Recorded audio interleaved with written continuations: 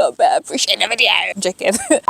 Hi guys, and welcome back to Fit with T. I hope you guys are good. I received this question, so I thought it would be a good idea to make a video about it. It's a nice way for me to get back into making videos. I'm sure it's a question that a lot of people would like to know. If you're new to the sport, new to sprinting, new to track and field, then hopefully this video is helpful for you. So when it comes to timing in track and field, you've got electronic time and you've also got hand time. When it comes to electronic timing, you'll see times to the nearest hundredth. If we're talking sprint, you've got your seconds, you've got your tenth of a second, and then you've got your hundredth of a second. So you always see times to the hundredth when it comes to electronic timed runs, right? So in a competition where you've got electronic time, that's what you want. Every hundredth of a second is really, really important in sprinting. So you would like to see electronic time. You want there to be electronic time because even if you get 100th off of your time, that's still a personal best, right? That's still a PB, that's still a PR for you American people. Anyway, so when it comes to hand time though, you will see time to the nearest tenth. Let's say, for example, you've got the timekeepers and they're timing your run, and let's say they stop their stopwatch at, let's say, 11.21. The times are always rounded up, so it's going to be rounded to 11.3, and so the times never really get rounded down. You could have maybe run 900th of a second quicker, but the time always gets rounded up to the next tenth, right? So let's say you ran an 11.99, your time's going to be rounded to 12 dead,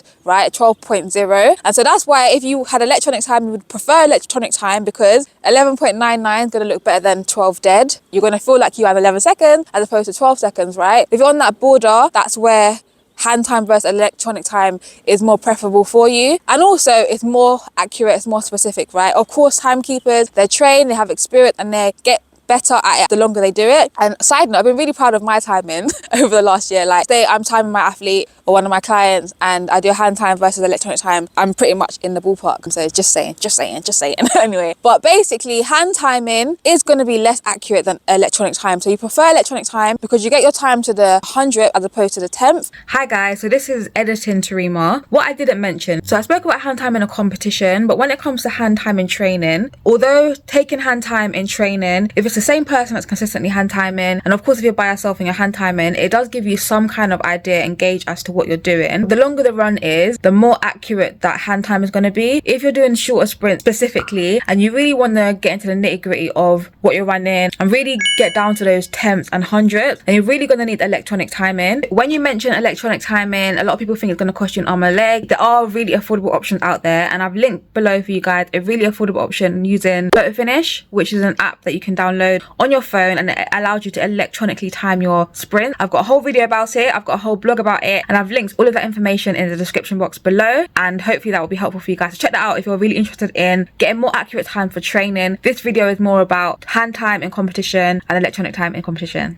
On someone's power of 10, you may see their hand time, but you may also see their electronic time, because the electronic time is the time that counts. Especially if you're trying to qualify for, say, a championship or something like that, then electronic time is usually what is acceptable, right? So hand time always gets rounded up to the next tenth, and it only is recorded to the 10th of a second, whereas electronic time is recorded to the 100th of a second. So you've got electronic time, you've got hand time, but you've also got wind assisted, you've also got legal times. And if you're not sure what I'm talking about, then make sure you check out this video or this video, and I'll see you guys in the next video. Bye guys.